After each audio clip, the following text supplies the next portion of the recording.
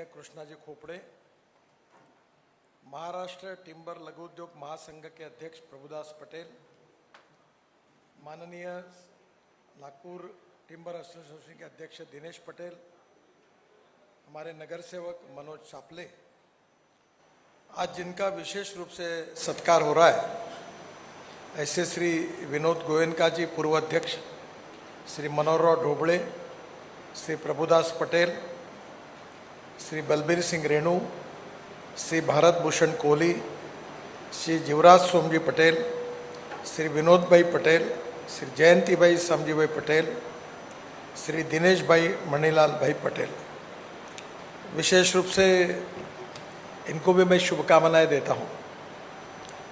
75 साल यानी 1946 को इसकी स्थापना हुई थी और मेरा जन्म 1957 में हुआ था, तो मेरे जन्म से 11 साल पहले इसकी स्थापना हुई है। और विशेष रूप से 1980 में करीब अनेक बार बलवंतराव ढोबळे जी के साथ में मैं अनेक बार अनेक लोगों के यहाँ आया भी हूँ। कोहली जी के यहाँ गया हूँ, बलबीर सिंह जी के यहाँ गया हूँ, और विशेष रूप से सभी लोगों से मेरा परिचय रहा है। दो कारण रहे कि जो दलवी हॉस्पिटल है, जिसका रेणु जी अध्यक्ष थे, वो बंद पड़ा था और रेणु जी के नेतृत्व में विशेष रूप से हमारे एसोसिएशन टिम्बर एसोसिएशन के अनेक सदस्यों ने मिलकर उसका पुनरुत्थान किया। तो स्वाभाविक रूप से उसका हॉस्पिटल से जुड़ने के कारण अनेक लोगों से मेरा संबंध रहा है। जो बलबीर सिंह जी ने कहा वो सही है कि वो मेरे लिए, मैं आज ही, मुझे एक सज्जन पूछ रहे थे कि आप बहुत बड़े नेता हैं। उन्होंने कहा, वो बता रहा हूँ कि अभी आप फॉरेन में थे तो चाइनीज़ और ऑस्ट्रेलियन लोग आपके साथ फ़ोटो निकाल रहे थे, और एक बात मेरे समझ में नहीं आती कि नागपुर में तुम छोटे छोटे कार्यक्रम में क्यों जाते हो। छोटे से छोटे कार्यक्रम में आप जाते हो, ये आपकी बात मुझे समझ में नहीं आती, और अभी आपके स्टेटस के हिसाब से ये बात बराबर नहीं है।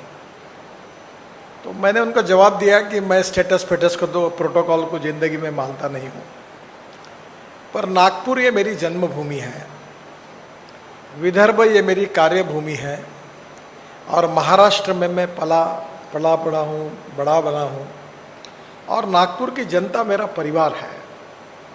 और इसलिए नागपुर में ये सब बातों का मैं विचार न करते हुए छोटे से छोटे कार्यकर्ता के पास, व्यक्ति के पास जाता हूँ, चाहे उसमें आपको जो भी लगता हो, पर जिंदगी भर मैं किसी भी पद पर रहूँगा तो भी मैं इस बात का पालन करूँगा, क्योंकि मैं आज जो कुछ हूँ, जो कुछ मुझे मान्यता मिली है, वो केवल नागपुर के लोगों ने मुझे प्रेम किया, सम्मान दिया, मेरे पीछे खड़े रहे, उसके कारण मैं बड़ा हुआ। तो ये एसोसिएशन में रेणु जी ने कहा, ये बात सच है कि अनेक लोगों से व्यक्तिगत संबंध थे। ये बात अलग है कि उन्होंने जो कुछ कहा सब सच है, ऐसा कहा गया, ऐसा मैंने कहा तो मेरे साथ अन्याय होगा, और झूठ है ऐसा कहा तो उनके साथ अन्याय होगा। मैं कोई विद्वान नहीं हूँ। कभी कभी मुझे आश्चर्य लगता है कि मैं मैट्रिक में मुझे 52% मार्क मिले थे और मुझे इंजीनियर बनना था, तो प्रोफेशनल कॉलेज में उस समय साइंस ग्रुप में 50% से ज़्यादा मार्क मिलते, उन्हीं को एडमिशन मिलती थी। तो मैं डिस्क्वालीफाई हो गया क्योंकि मैं इंजीनियरिंग कॉलेज में नहीं जा पाया। अभी मुझे 6 डिलीट मिली है जो डॉक्टरेट से बड़ी है। उसमें से महाराष्ट्र की 4 यूनिवर्सिटी की मिली, Panjabrao Deshmukh agriculture university, Mahatma Jyotiba Phule Rahuri university, Baba Saheb Ambedkar Aurangabad university, और दयानंद आर्य जो है वो नांदेड़ की यूनिवर्सिटी, और अभी 2 पिछले महीने में मिली उत्तर भारत की एक सबसे बड़ी यूनिवर्सिटी गलगोटिया, उनकी मिली, और एक वर्ल्ड में 60वें नंबर पर चेन्नई की बहुत बड़ी यूनिवर्सिटी है SBM करके, उनकी डिलीट मिली। तो 6 भी डिलीट मिलने के बाद अब मैं 6 डॉक्टर लगा सकता हूँ, पर मैं एक भी नहीं लगाता क्योंकि मैं अपने को विद्वान नहीं समझता। स्वाभाविक रूप से काम करते करते अनुभव से कुछ सीखने को मिलता है।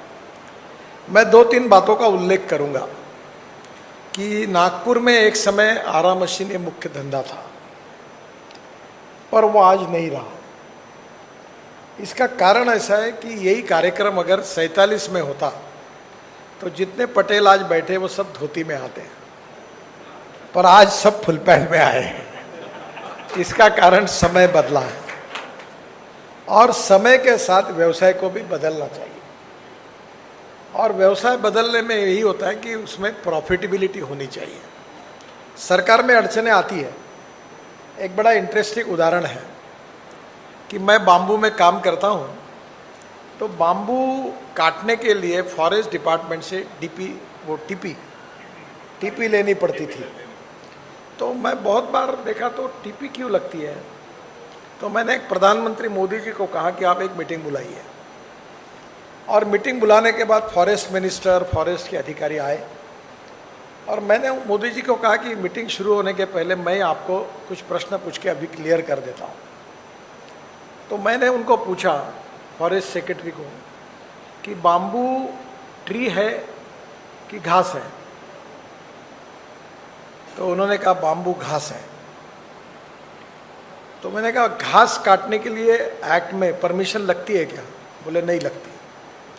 तो बाम्बू काटने के लिए क्यों लगती? तो चुप बैठ गया।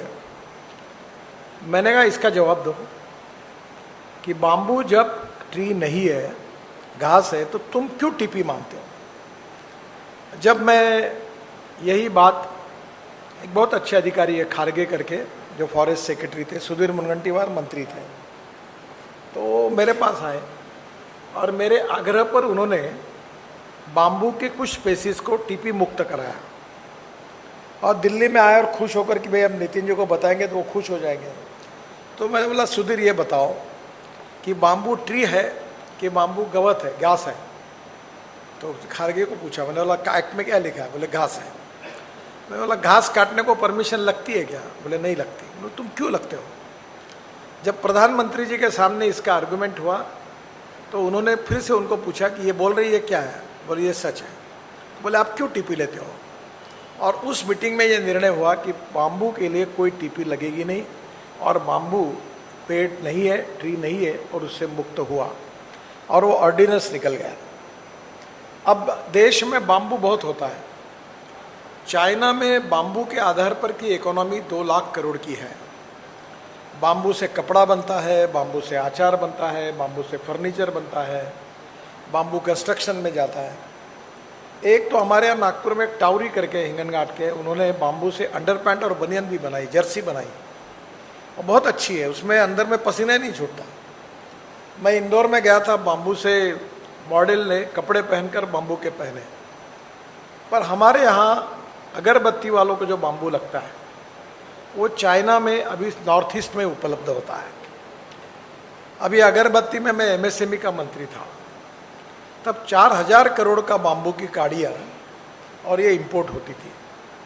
तो अभी जो दिल्ली के लेफ्टिनेंट गवर्नर है सक्सेना, वो खादी ग्रामोद्योग कमीशन के अध्यक्ष थे, और वो दोनों और मैं भिड़ा।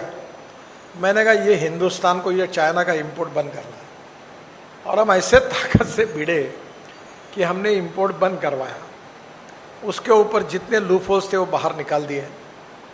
तो मुझे बाद में अपने नागपुर में जो अगरबत्ती, उन्होंने बताया कि चाइना में जिस शहर में ये अगरबत्ती बनती थी वहाँ आपका पुतला फूका उन्होंने कि आपने बंद करवाया करके। बहुत नाराज है लोग आपके ऊपर। फिर उसकी मशीन उन्होंने यहाँ लाई और वो लाके उन्होंने यहाँ तैयार किया।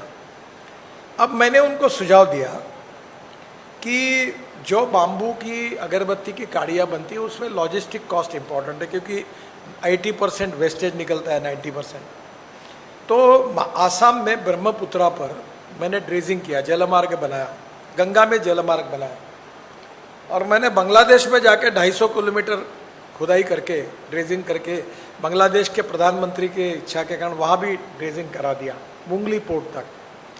तो वहाँ जोगी धोपा करके एक गांव है आसाम में, और वहाँ मैंने मल्टी मॉडल हब बनाया। मल्टी मॉडल हब का मतलब होता है कि जहाँ वाटरवेज है ब्रह्मपुत्रा का, एयरपोर्ट है, नेशनल हाईवे और रेलवे है, चारों एक ही जगह है।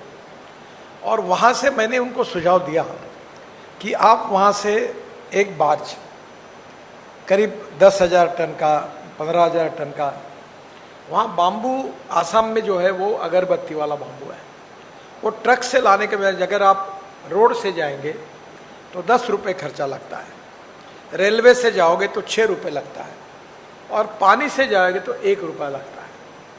तो मैंने उनको सुझाव दिया कि आप सब अगरबत्ती वाले मिलो और आसाम में बाम्बू खरीदी करो, जो आपको चाइना में मिलता है, जिसकी अगरबत्ती की उसकी लकड़ी बनती है, और वो वहाँ से जोगी धोपा से पानी से आप वाराणसी लेके आओ।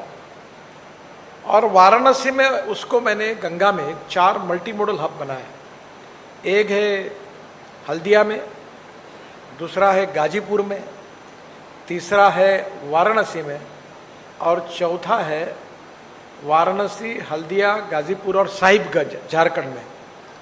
तो मैंने कहा आप वहाँ से पूरा जहाज में डालकर वो माल अगर वाराणसी लाते हो तो वाराणसी से 12 घंटे में ट्रक नागपुर आता है वाया जबलपुर। तो ये 12-13 घंटे में आ जाएगा, तो आपकी लॉजिस्टिक कॉस्ट एकदम कम हो जाएगी, और वो पानी से आएगा उससे कम हो जाएगी, और नागपुर ये अगरबत्ती का मैन्युफैक्चरिंग हब बन जाएगा, क्योंकि वो एकदम कॉस्ट कम हो जाएगी। अब वो बात हो नहीं पाई। दूसरी बात, मैंने आरा मशीन वालों को बहुत बार कहा, ये मनोज बैठा है यहाँ, कि समय के साथ जो नहीं बदलते उनकी प्रगति नहीं होती।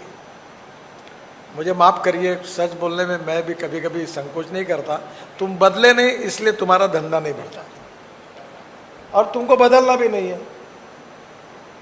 अब तुम फॉरेन से लकड़ी लाते हो, अब मुझे वो भी मालूम है कि उसमें क्या लफड़े गोचे होते हैं मैं सब सीक्रेट जानता हूँ। फिर वो टैक्सेशन वाले पीछे लगते हैं, इंपोर्ट कैसा होता, माल कैसे आता, कटता कैसा, कितना जीएसटी भरते, कितना नहीं भरते, फिर सब चोर ऑफिसर को माल पानी देने आदमी थकता है अभी बदल गई। तो आरा मशीन के परमिशन के बारे में मुझे मालूम नहीं आप में से किसी की केस थी, और स्वरूप सिंह नाइक उस समय फॉरेस्ट मिनिस्टर थे, तो आप किसकी तो भी केस थी यहाँ के। हाँ, और मैं उनके पास 25 बार गया था, फिर उनमें हियरिंग हुआ, और ये लकड़गंज की पूरे आरा मशीन को हटाने के बारे में ऑर्डर हो गया था। फिर मैं स्टे लाया, और वो केस बड़े स्वरूप सिंह नाइक कहने के बाद भी वो फॉरेस्ट वाले सुनते नहीं थे, बहुत प्रॉब्लम आते थे। तो वो कहते थे कि इसका डिस्टेंस कितना है, क्या है। अब ये ऐसा है कि अब ये लकड़गंज में है, प्लॉट की कीमत हो गई 10,000 रुपये स्क्वायर फुट। तो 10,000 रुपये के स्क्वायर फुट की ज़मीन पर आरा मशीन चलाना कौन सा व्यवहार है? और यहाँ पोल्यूशन करके लोगों को आवाज़ की तकलीफ देना, और ये कोई मतलब नहीं है धंधा करने में।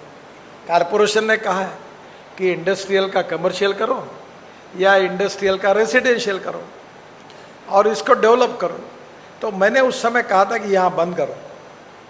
एक तो नया जो रिंग रोड बना है उसमें अभी मैं देवेंद्र जी ने 1200 करोड़ रुपए मंजूर किए। वो है ट्रक ट्रांसपोर्ट के बहुत बड़े हब के लिए, लॉजिस्टिक पार्क के लिए। तो लॉजिस्टिक पार्क में 1200 करोड़ है, तो हम बहुत बड़ी लैंड देख रहे हैं।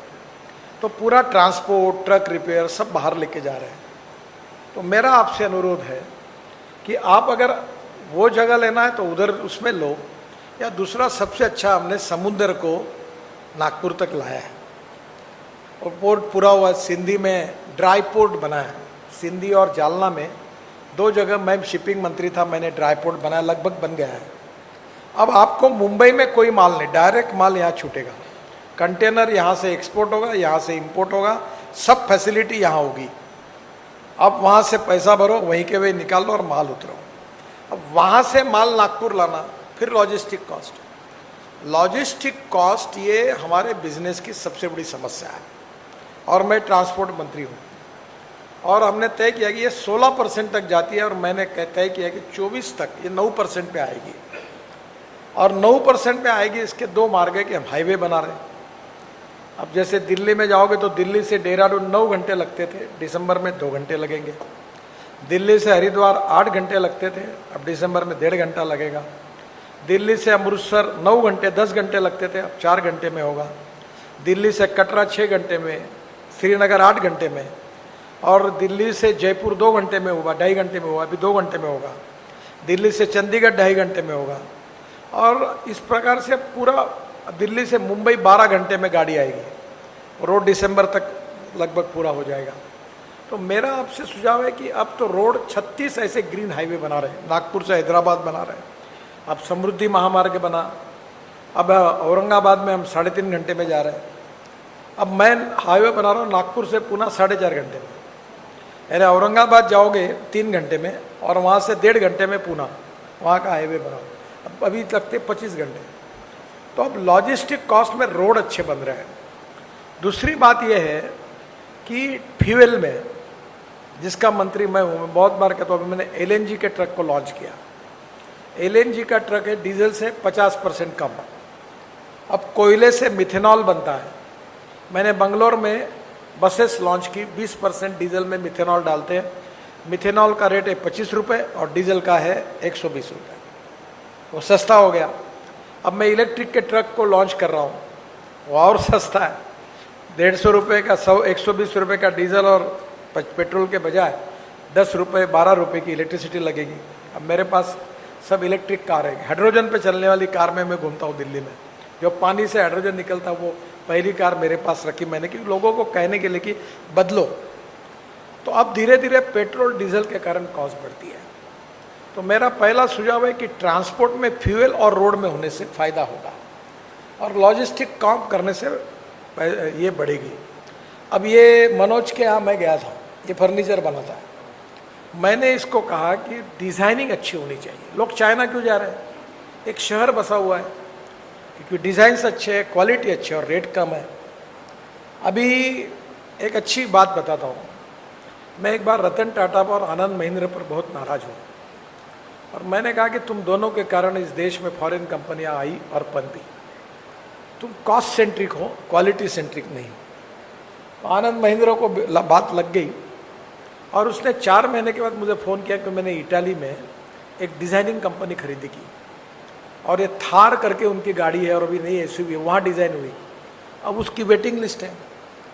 अब टाटा के ट्रक की, टाटा के गाड़ियों की वेटिंग लिस्ट है इलेक्ट्रिक की। पहले तो तैयार करने के लिए तैयार नहीं थे, अब 1-1 साल लगता है। अब मेरे घर पे लोग आते हैं कि तुम पत्र दो, हमको आउट ऑफ टर्न गाड़ी चाहिए। अब electric scooter, electric auto rickshaw, electric bus है, अभी हज़ारों बसेस इलेक्ट्रिक की आ रही, एकदम सस्ती है। तो आज क्या हुआ कि डिज़ाइनिंग ये बहुत इम्पॉर्टेंट है। पर आज जो फर्नीचर के डिज़ाइन हमारे यहाँ तैयार होते हैं वो लोग लेते नहीं। इटली से अब एक आइकिया करके कंपनी है स्वीडन में, उन्होंने इतने अच्छे डिज़ाइन बनाए हैं कि हैदराबाद में उन्होंने अपने मॉल का उद्घाटन किया तो 4 दिन लोग अंदर घुसे थे, बाहर निकलने के लिए समय लगा। तो मनोज चापले के यहाँ रस नहीं होता कोई क्योंकि ये वही पुराने डिज़ाइन जो है, 2 ठोके तैयार करके लगाओ और ठोको किला, ऐसे नहीं जमता। उसके डिज़ाइंस बदलने के कारण फर्नीचर का एक मैन्युफैक्चरिंग हब क्लस्टर नागपुर में तैयार हो। तो मैंने कहा कि आप इंपोर्ट करते हो, डायरेक्ट लकड़ी लाओ, और सिंधी सेलू के बाजू में मैं तुमको जगह देता हूँ, ये जगह में कमर्शियल कॉम्प्लेक्स बनाओ, बहुत फ़ायदा होगा। जितना 10 साल में नहीं कमाई की उतना वो कमर्शियल कॉम्प्लेक्स में और रेसिडेंशियल कॉम्प्लेक्स में पैसा मिलेगा, और मुक्ति पाओ यहाँ से। और तुम वहाँ अपने आराम मशीन बोलो मुझे कितनी जगह चाहिए, मेरे पास ऑलरेडी जगह है, मैं खरीद सकता हूँ। मैं पोर्ट में, मैं अब NHI में ले लिया है मैंने वो। और नागपुर का जो कार्गो हब है, पैसेंजर हब और गुड्स हब, कार्गो हब, तो अभी हमने तय किया है कि नागपुर 0 महीने नागपुर को लॉजिस्टिक की कैपिटल बनाना। तो मैं अब पूरे नागपुर के गोडाउन्स ये सिंधी में लेके जा रहा हूँ, और ये अभी सिंधी आप पहुँचने के लिए टाइम कितना लगता है? 25 मिनट में जाओगे आप। अभी यहाँ से जो खापरी का रेलवे पुल है वो, वहाँ से मैं पुल तोड़ रहा हूँ, और वहाँ से डायरेक्ट पुल से ऊपर आप VCA के आगे उतर जाओगे, और रोड को 6 लेन बना रहा हूँ। और बूटी बोरी से तुरंत कब पहुँचेंगे पर सब, कहीं सिग्नल नहीं है, न कहीं रेलवे फाटक है, और बाद में वर्धा से पूरा कंक्रीट रोड बना दिया है। तो सिंधी पहुंच जाओगे तो मेरे हिसाब से 20 से 25 मिनट में पहुंच जाओगे आप, और वहाँ 25 मिनट कुछ भी नहीं है। और वहाँ आप इंपोर्ट करके लकड़ी लाते हो, ट्रक में भरते हो, हमाली देते हो, वो फिर से इधर लाते हो, यहाँ काट के फिर बेचते हो। इसके बजाय वहीं के वही लकड़ी लो और वहीं के वही काटो और वहीं फर्नीचर के क्लस्टर तैयार करो, अगरबत्ती के तैयार करो, तो लॉजिस्टिक कॉस्ट कम होगी। 10% भी उसमें बढ़ा तो कॉम्पिटिटिव बढ़ेंगे तो बिजनेस बढ़ेगा। तो कहीं ना कहीं बिजनेस को समय के साथ बदलना पड़ता है, और ये नहीं बदलेंगे तो नेचुरली इसमें फिर स्टेगनेंसी आती है।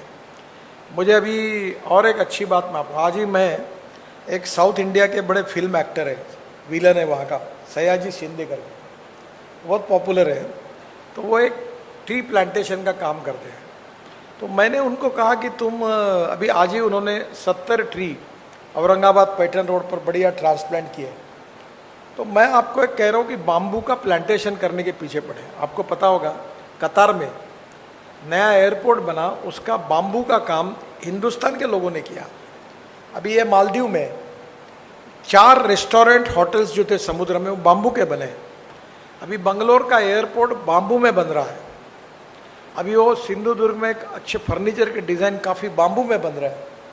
अब बाम्बू की टाइल्स बन रही है, बाम्बू के चमचे बन रहे हैं। अभी आसाम में मैं MSME का मंत्री था, 9 फैक्ट्री खुली है और बाम्बू की टाइल्स बनती है। ये प्लाईवुड बाम्बू का बनता है।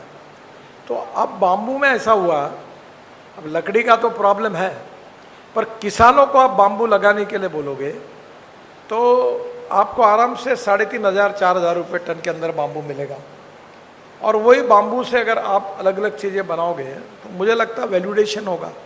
अभी हवाई जहाज़ में आप मैगी खाते हो या कुछ उपमा खाते हो तो जो चमचा मिलता है वो भी बाम्बू का है।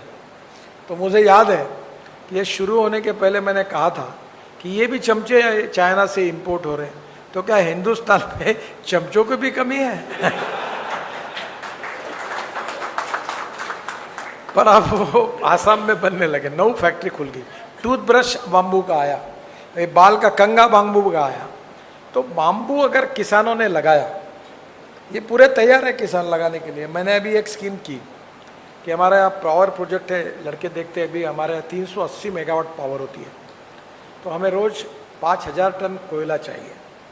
तो मैंने उसको बोला कि इसके बजाय हम लोग बाम्बू क्यों नहीं यूज़ करें। तो आज बहुत मशीनरी के साथ ऐसी बात कर रहा था। तो छोटे छोटे इसमें मुझे कम से कम 500 ट्रक बाम्बू का टुकड़ा चाहिए अगर मैं कोयले को अल्टीमेट करूँ। तो ये चीज़ में रिसर्च करके अभी पैलेट बने। अभी आपके पास ये बाम्बू का भूसा मिलता है, उसके पैलेट अभी NTPC मैंने लाया नियम कि किसानों से खरीदी करो, तो 6 रुपये किलो से खरीदते हैं, 7 रुपये किलो से। तो आपको उसमें काफ़ी वैल्यू एडिशन हो सकता है और वो लेने के लिए तैयार है। तो कहीं ना कहीं समय के साथ टेक्नोलॉजी और विजन को बदलना पड़ता है। 4 बातें बहुत ज़रूरी होती है कि proven technology, economic viability, availability of raw material and marketability of the finish product. 4 बातें जहाँ होगी वहाँ सक्सेस मिलता है, और इसलिए समय के साथ बदलना पड़ता है। और समय के साथ नहीं बदलेंगे तो फिर धीरे धीरे धंधा कम होते जाता है। मुझे लगता है इस सब ऑप्शन पर आप आगे आइए। अभी फॉरेस्ट एंड एनवायरनमेंट के एक्ट में काफ़ी हमने सुधार किया है। मैं आपको दूसरी बात बताता हूँ, आप खुद लकड़ी क्यों नहीं, ये प्लांटेशन क्यों नहीं करते? मैं WCL और मैनेजर ऑफ इंडिया की जगह देता हूँ, और उसमें आप ट्री लगाइए और सरकार से परमिशन लेके काटिए। अभी कानून आया है। आप सरकार ये विश करने होती है। मैंने अपने बेटे को कहा है कि जो सरकार के साथ धंधा करता है या सरकार जिस धंधे में हस्तक्षेप करती है वो कभी यशस्वी नहीं होता। कभी भी सरकार के साथ पढ़ना नहीं लपड़ेगा। आप किसानों को बताओ कि तुम लकड़ी लगाओ, हम खरीद लेंगे, और उसकी टीपी उसको मिल जाएगी, बाम्बू को जरूरत नहीं है। और उसके ऊपर आज मैं भी ऑस्ट्रिया गया था और स्विट्जरलैंड गया था, पूरी लकड़ी काटने की जगह जगह पे ये थे। इतनी लकड़ी है उनके पास, कोई प्रॉब्लम ही नहीं है। हम प्लांटेशन करें, लकड़ियाँ लगाए और कुछ लकड़ी काटते रहे और लगा। अभी मैं नेशनल हाईवे के बाजू में मैंने 3.5 करोड़ बाम्बू लकड़ी लगाई है, पेड़ लगाए, और अब उसमें मैंने सुधार कर लिया कि लकड़ी बेचने का हमको अधिकार है, वो फॉरेस्ट नहीं है। तो नेचुरली अगर रोड के बाजू में भी ये भंडारा रोड पर पूरे भंडारा तक लकड़ी लगाए और आपने ही काटी तो आपकी आरा मशीन चल जाएगी। तो ऐसी बहुत सी बातें जिसमें युग नए परिवर्तन के साथ अगर आपने ये उसका फ़ायदा उठाया तो वेस्टलैंड में ये हो सकता है। अभी बाम्बू से हमने बायो इथेनॉल बनाया और ये आसाम में, और वो गाड़ियाँ चल रही उसके ऊपर।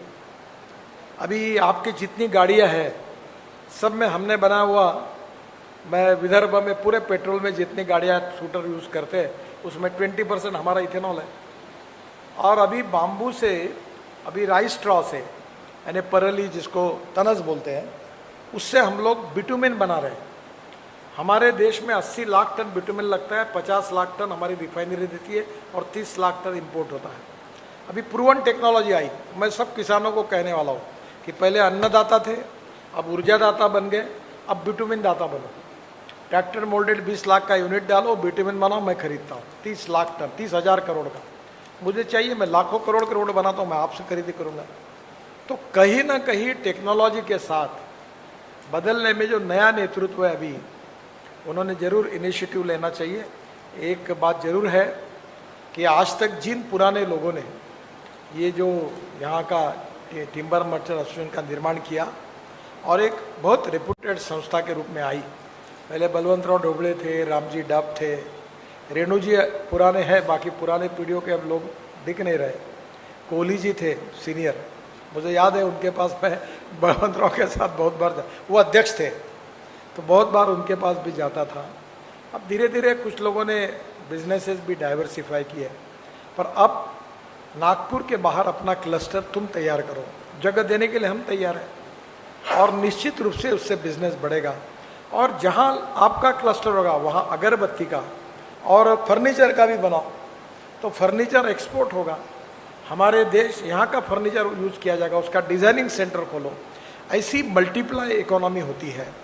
अभी मैं ऑस्ट्रिया में भी मैंने देखा, स्विट्ज़रलैंड में देखा, और तब मुझे याद आई कि यहाँ हर गांव में आरा मशीन है और लकड़ी काट रहे हैं।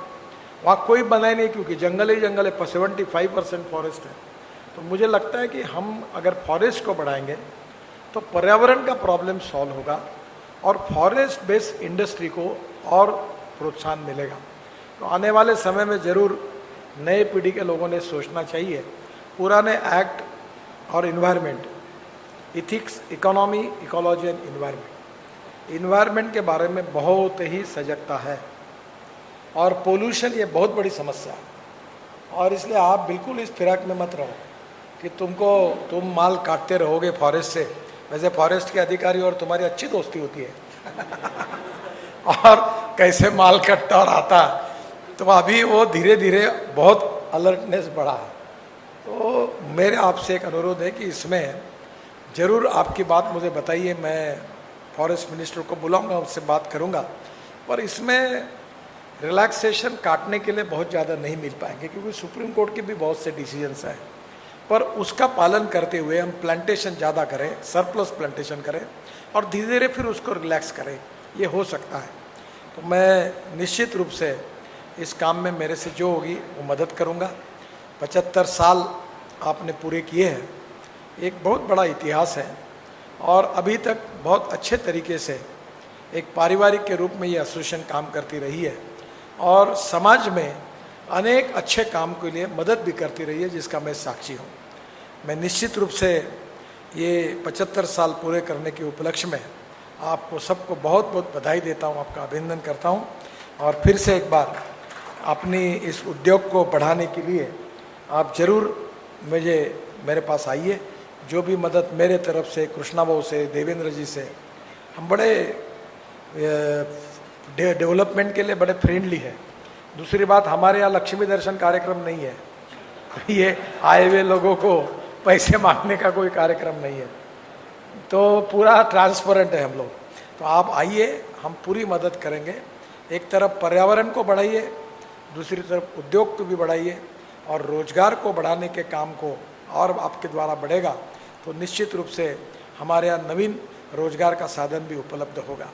बहुत बहुत धन्यवाद। नमस्कार। धन्यवाद गडकरी जी, आपने हमारा इतने खूबसूरत तरीके से मार्गदर्शन किया। आपसे एक छोटा